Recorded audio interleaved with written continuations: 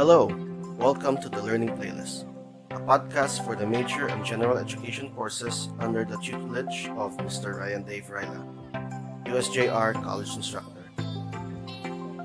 This project is a supplement to the said courses and as a means to share knowledge to the public at large. To help the podcast grow, kindly follow us at facebook.com/the Learning Playlist. And now, on to our show.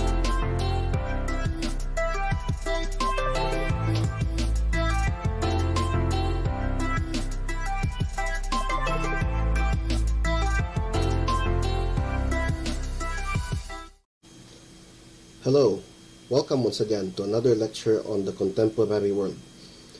In today's lecture, we're going to talk about the global economy.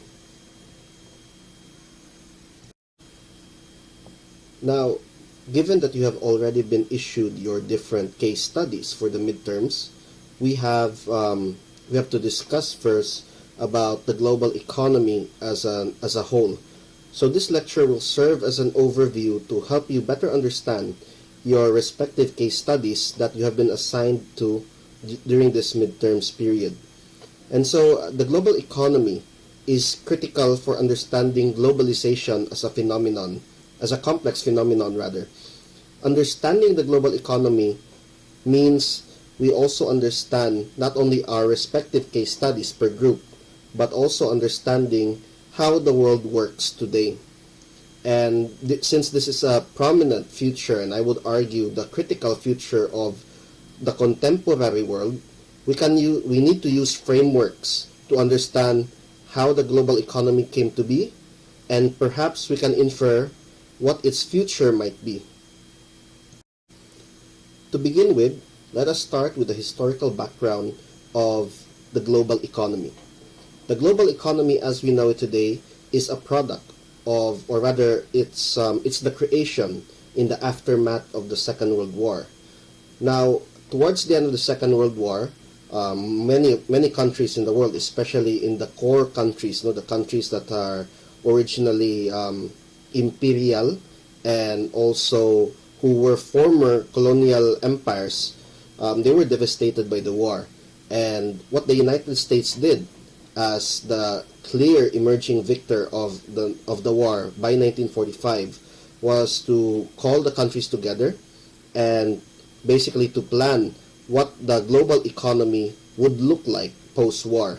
And so the Bretton Woods Conference was created, and in this Bretton Woods Conference, the most prominent thing that was perhaps set up by the countries then, who would later become known as the United Nations, later a few years later after the Second World War, they basically set up a monetary system that would facilitate trade across the world or around the world. So instead of doing war, countries are now encouraged to engage in commerce.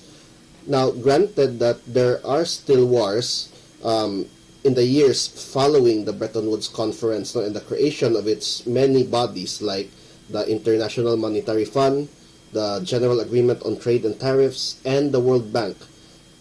The wars that followed the Second World War were not the kinds of wars that were utterly devastating for all. It was not the kind of interstate total war that engulfed the world during the first half of the 1900s.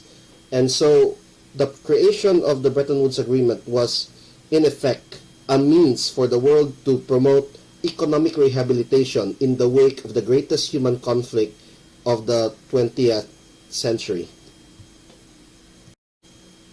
Alright, here are a few of the institutions that were created in the wake of the Bretton Woods Conference. So, the key idea here across these three institutions that you see right before you, they were created to promote economic recovery following the Second World War. And here are their following functions. For the International Monetary Fund, or IMF, it is created to facilitate monetary systems around the world and to provide a sort of an exchange rate system to help address balance of payments. And more importantly, the IMF still provides loans today, especially to loans towards development And more recently, they have been using their considerable economic aid to uplift many countries that were afflicted by underdevelopment, or that are still afflicted by underdevelopment. The World Bank has has the same function with the IMF, but it differs in the sense that it solely promotes development. The World Bank is meant as let's just say as a provider of not only loans, but in general it provides aid to countries that are in need, especially in the global south, no, the developing countries. Then there is the General Agreement on Tariffs and Trades, or GATT, and this is to promote free trade system. Eventually, the GATT was replaced by the World Trade Organization. All right. So here's a timeline rather by here's a timeline of the establishments of the institutions. Okay. So you can browse through here. You can see the table. All right. And the creation of an international monetary fund, or rather the creation of a financial system as the backbone or the core of our global economy today, is actually spearheaded by the United States. In the post-war period, immediately after the Second World War, the Marshall Plan was enacted to revive Europe from the ravages of the Second World War. And this was also done as a means to counteract the growing influence of its global rival at that time, the Soviet Union. And because of this, during the Cold War period, the competition between these two superpowers, the USSR, which is communist, and then the United States, which is capitalist, their competition defined the global economy, at least in that part of at least during that time, during the 50-year period following the Second World War, from 1945 up until roughly around 1992, when the Soviet Union collapsed. So at this juncture of the presentation, perhaps I can claim to you that that basically the global economy since the Second World War, or rather since the aftermath of the Second World War, has been dominated by the United States and continues to do so, despite the fact that China is now the second largest economy in the world, barely 80 years after the Second World War was concluded. Okay, so we are in a very unique time in history wherein U.S. dominance, which for decade almost went unchallenged, economic dominance, is now being challenged by a new challenger, China. So, looking at the historical background of this grand project, this creation of many institutions to regulate the global economy, we can see two goals here. One, the aim was to stabilize international monetary system via the creation of the institutions, the IMF, the World Bank, the GATT, and then later on the WTO. And also this is meant to facilitate countries in their domestic autonomy in pursuing economic policies. But disclaimer lang, the idea of domestic autonomy in pursuing economic policies has been challenged, especially by what we would call, and we will discuss this later, as structural adjustment programs. So, the Bretton Woods system worked via those means that we have mentioned. So, it was meant as a sort of or rather the institutions that were created were meant as regulation or regulators of the global economy in a sense. But let us not confuse the idea that the global economy is monolithic. No, it is not something that is simply like one machine. No, it's not one entity or one organization. Rather, it's a coming together, and I would say there is the seeking of a consensus to actually make the world a better place. And I think during the time of the establishment of the Bretton Woods Agreement, Bretton Woods system, there was a general consensus on getting the world back on its feet following the devastation of the Second World War. And this spirit or this consensus continues today in the form of alleviating the conditions of underdevelopment, especially poverty and lack of access to resources, most commonly found in states or countries in the global south, or developing countries. So, right. So, underpinning the global economy is the US dollar. So, I have provided the class, or rather the TCW classes under my tutelage this semester. I have provided you with a playlist, a link to a playlist on YouTube to help you best understand why the world has come to accept the so-called dollar standard rather than the gold standard, which was utilized by many countries prior to 1975, prior to the 1970s. So this was a recent shift in financial thinking, rather. Prior to that, states did not peg their currencies, the value of their currencies, to the dollar. They pegged it to gold. And so this transition from the gold standard to the dollar is actually beneficial for the global economy right now. Why? Because primarily it facilitated world trade and investment, and also by trusting the dollar, states can now have a more reliable means of exchange rather than the gold standard of the past, especially when it comes to changing of currencies. Hence why we see the dollar as basically acceptable around the world right now.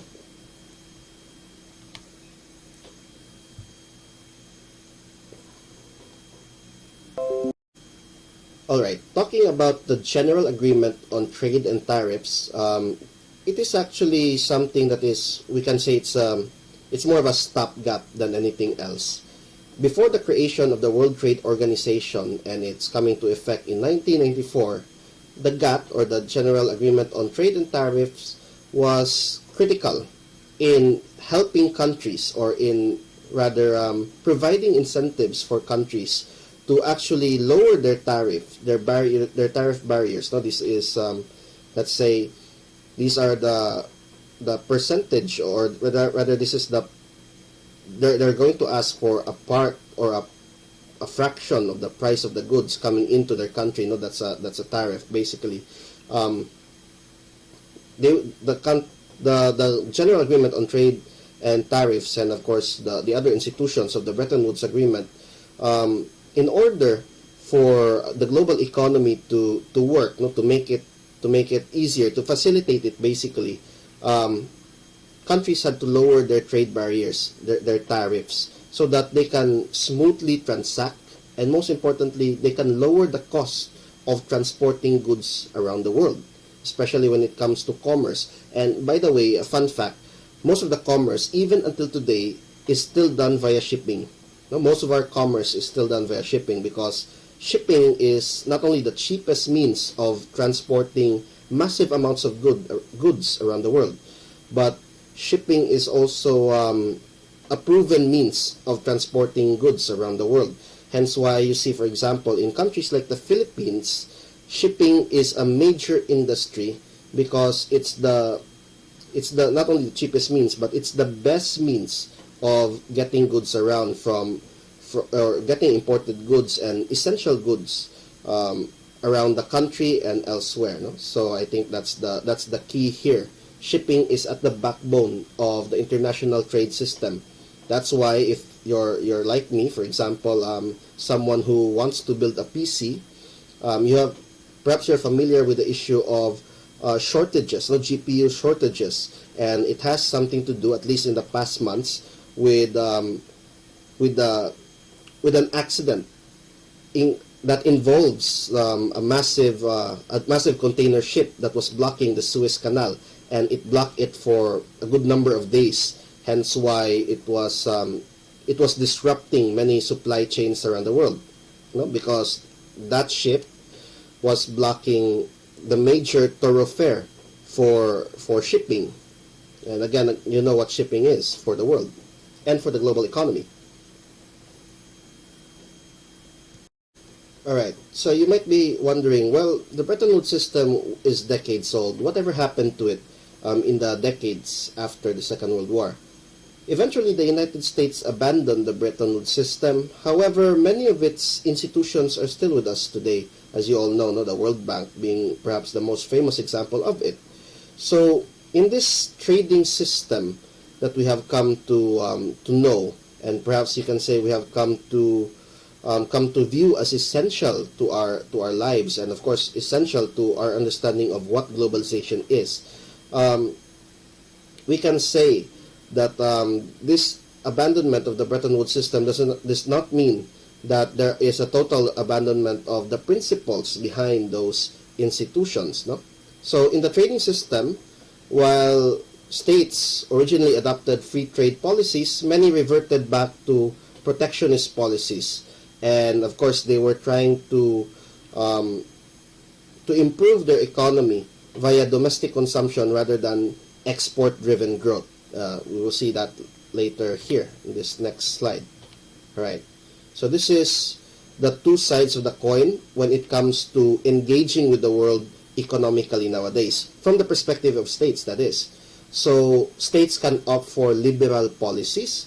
They can opt for liberalization, which means they are going to open up huge segments of their economy, from manufacturing to agriculture and even to services, and they are going to allow multinational corporations to come in and invest in their economy via either via technology transfers or via direct investments in money, of course, usually in dollars.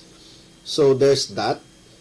Liberal, that's at the forefront of liberal policies, liberalization, the gradual or perhaps the opening up of one's local economy to the rest of the world and allowing multinational corporations to operate.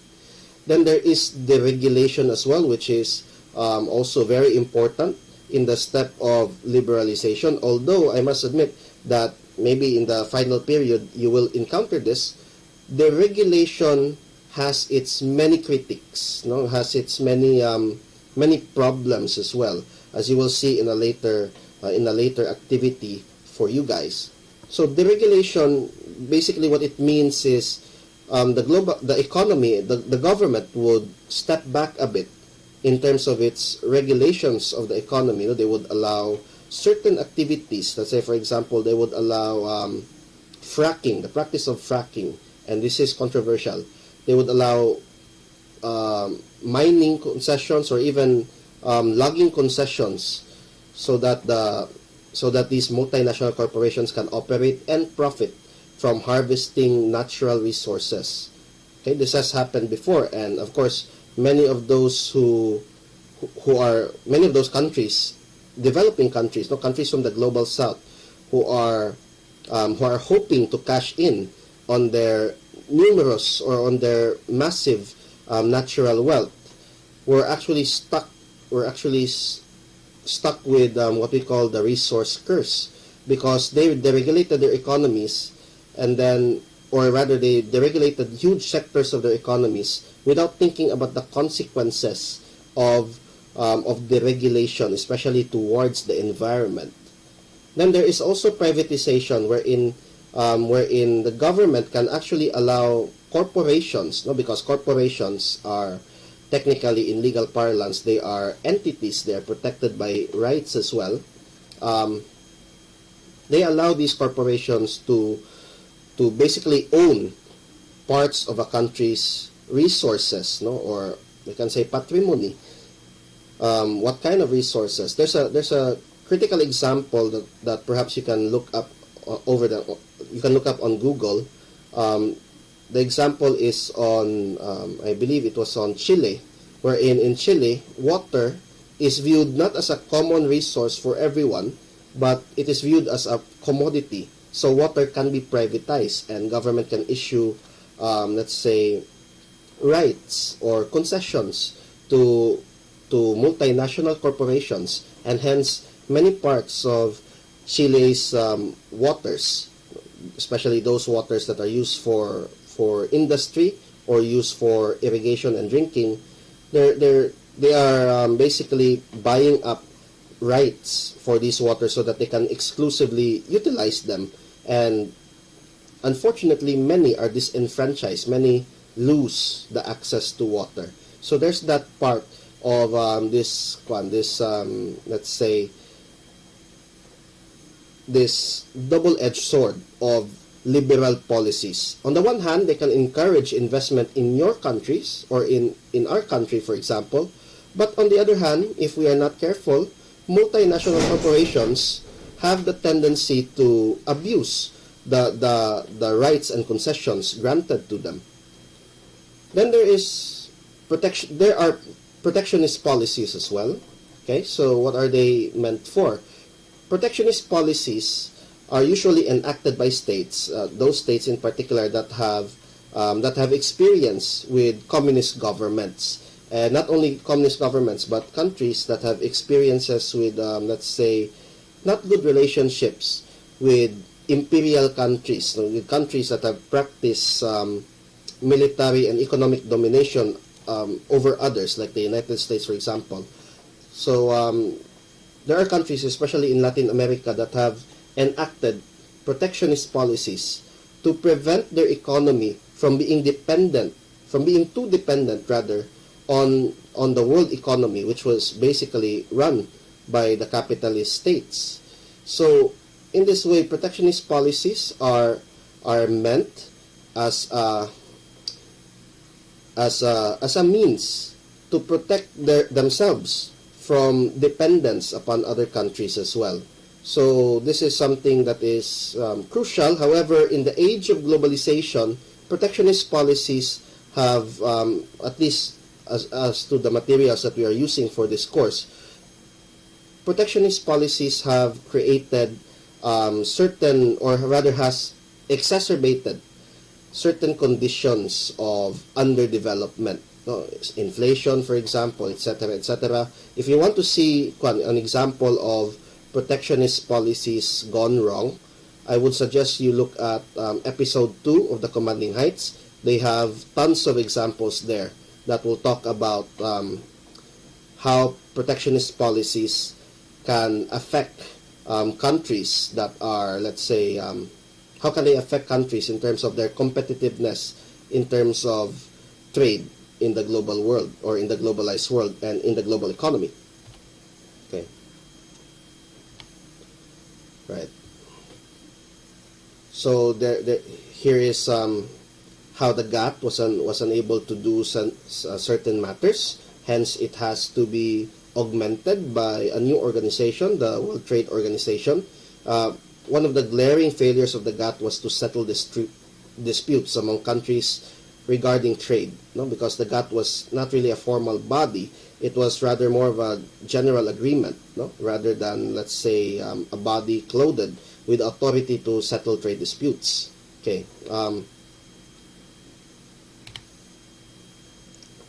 With that, and because of course, the lack of success and many other problems of the general agreement on trade and tariff, okay, there was the creation of the WTO later. And also, let's now talk about structural adjustment programs. Now, you can think of it like this. I will let you borrow money so that you can use it, for example, to cover expenses. But before I let you borrow, perhaps I would ask for certain conditions to be met. So this is where it gets interesting. The developing countries were borrowing heavily, huge sums, in the form of loans from the IMF in general. And of course, the IMF is funded by the developed countries of the world, in particular the United States and its Western European allies, at least at that time. And because of that, these states these powerful Western European states and of course the United States, they ask for certain conditions to be met. Let's say, for example, one of the most perhaps well-known conditions that they ask in terms of granting loans is to meet certain, let's say, democratic standards. No, heavy air quotes there, democratic standards for countries. And rather than go against this, many countries actually try their best to coat themselves with the veneer of this, let's say, democratic standards so that they can continue to borrow abroad, and perhaps more importantly, they can affiliate themselves with the Western countries whose values are largely democratic. And in the context of the Cold War, this is exactly what happened. No, you can look up, for example, why presidents of the United States, especially President Reagan, actually praised Marcos as quote unquote democratic when he was not. No, so there's that aspect that the Cold War always has something to do with the global economy during that time, and the global economy is also intertwined with the politics of the Cold War, vice versa. All right, let's see. So, to ensure that countries undertook so-called structural adjustments, or let's say they undertook certain conditions, the Western countries which are at the core of these institutions actually they not only allow, for example, they not only called for many changes in terms of democratic practices, but also in terms of economic practices. Hence, you can see that the IMF is asking for liberalization, privatization, and the regulation of national economies in what is called as the Washington Consensus. No? So in this sense, many countries not only agree but acknowledge that in order for them to get loans from financial institutions, global financial institutions, they have to follow the Washington Consensus of adopting structural adjustment programs in terms not only of their democratic values being touted or being checked, but also in terms of economic values aligning with those values of the United States and its allies. Okay. All right.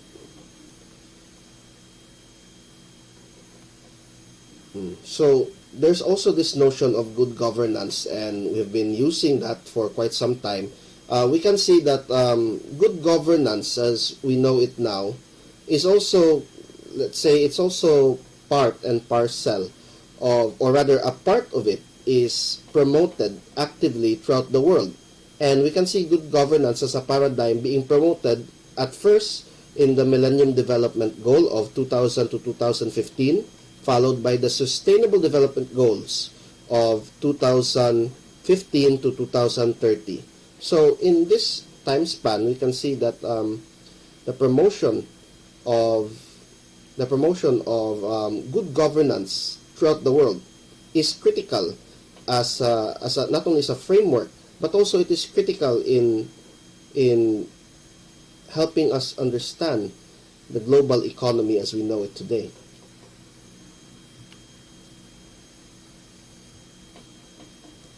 All right.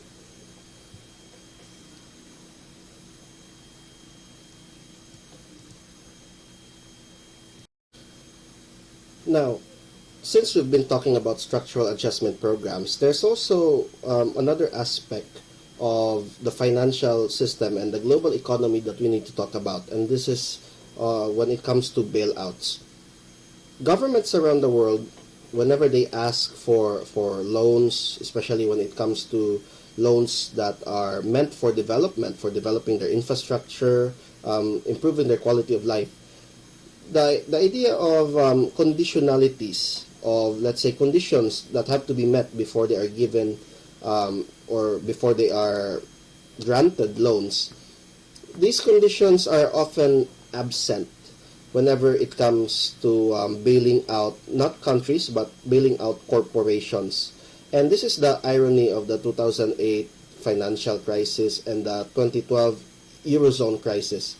The idea that um, international financial organizations, or rather the international financial system and the countries that back them up, are more than willing to throw around stimulus packages and bailouts, basically throw around money to save big corporations, and yet are hesitant to invest in many local economies, or rather national economies and governments, in terms of helping them out during their hard times, no?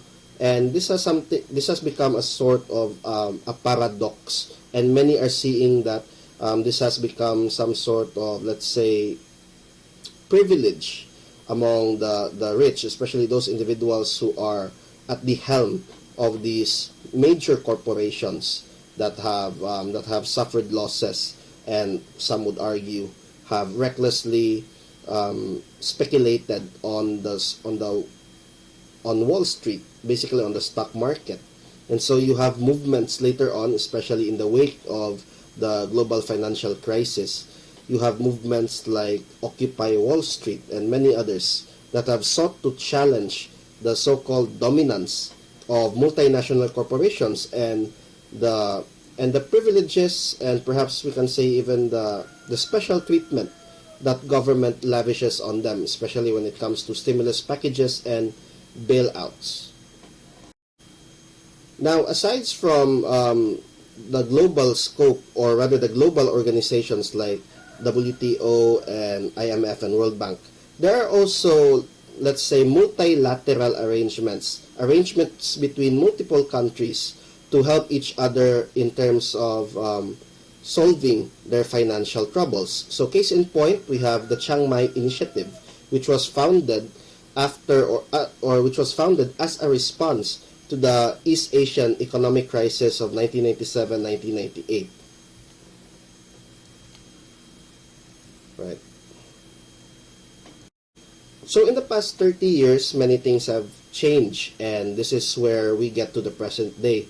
The IMF, while its reputation has been tarnished, especially by its many structural adjustment programs throughout the World Bank has fared better, and the World Bank has also been assuming some of the functions of IMF, I think, and we are now seeing also that the WTO has provided that much needed function of settling disputes, trade disputes among countries. Okay, so in that regard, we can see that the promotion of free trade, that's still contentious now, what is meant by free, basically, with heavy air quotes again, because we need to take it with a grain of salt. So in this sense, the WTO has been assuming, or has assumed, much of the functions of GATT ever since 1994. And because of this assumption of promoting free trade, promote or breaking down tariff boundaries, breaking down protectionist boundaries, the world has become much more, let's say, much more integrated as a global community, as a global market, wherein goods from different parts of the world can now be readily accessible for many countries in general. And as citizens of those countries that have opened up to the global economy, we have already seen this effect very intimately in our daily lives, from consuming kimchi to, let's say, enjoying the latest that Netflix has to offer, for example, and many other aspects of daily life as we know it. Okay. Now, let me address the elephant in the room, and we've been talking about them for quite some time now. Aside from states, there are multinational corporations. So multinational corporations are basically one of the most powerful actors behind one of the most powerful actors within the global economy. And in fact, some of them have incomes, or even some of them have let's say, financial valuation greater than some developing countries, no, some countries from the global south, and they are rich organizations that are basically operating across borders. So they operate across different countries. That hence the name multinational corporations, and they primarily engage in investing, foreign direct investment, and diversifying their assets so that they can gain more profit. Take note, these are profit-oriented organizations, and their whole meaning, their whole reason for existence is to gain profit, financial profit for their shareholders, and of course for the continued growth of their organization. So they cannot exist if they do not continually grow, which I would argue is quite unsustainable and has defined much of the previous century, and I fear would define our century as well.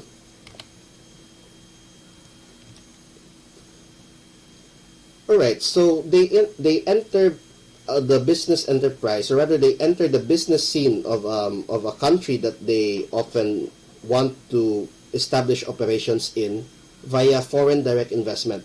We can see this clearly in terms of BPOs, business process outsourcing, and we also see this in other industries as well. The idea here is that they are not only investing in the country that they enter into, but they hope to profit from it. The sad thing, though, and I believe Thomas Friedman has written about this as early as the year 1999, BPOs and multinational corporations in general, they have this tendency to transfer to the next best thing for them. And what is the next best thing for them? Countries where operational costs are low, and countries where they can pay their workers less for the same amount of work, or perhaps they can maximize that amount of work for paying less, no, and that's they consider it as a win, for at least for multinational corporations.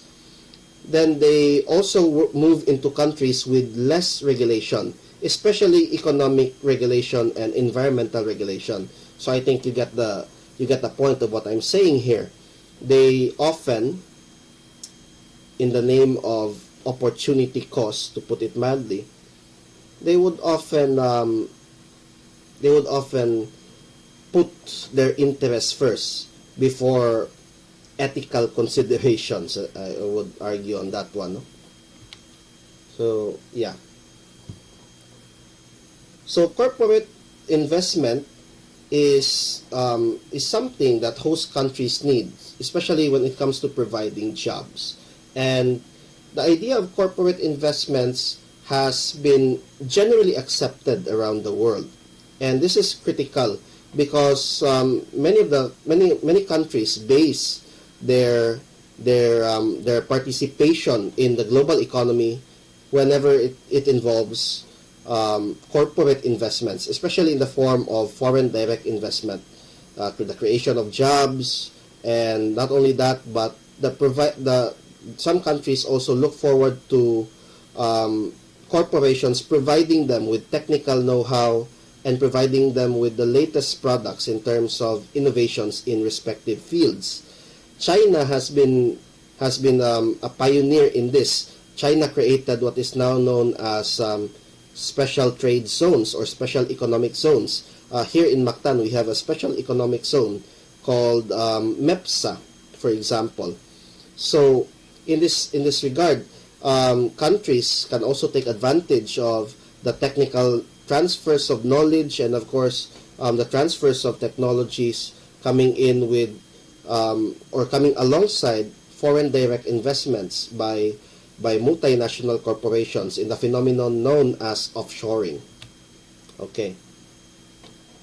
So there are examples here of multinational corporations at work. We even have our own, a Filipino multinational corporation like Jollibee, for example. Okay? Right. So here are guide questions that I hope you can you can think about as we conclude this discussion that we are having at hand. Okay. So, also looking at this one, looking at the global economy, we need to understand, or we need to put it into perspective, that the global economy is possible because of the United States economic and military power. It has created, at least in this time of ours, it has created a sort of stability, and that stability has created a confidence in states engaging one another in economic exchanges rather than in war. And let me tell you, my dear friends, war is not the exception. For most of our history, war is the norm. Rarely have we seen such a long peace such as ours, no, which is now about to enter its nearly 100 years since there was a general conflict like the Second World War, and it is the worst yet. I loathe to think if there is, let's say, a third world war, and yeah, the likes of that. So hopefully this peace will continue for long. Okay.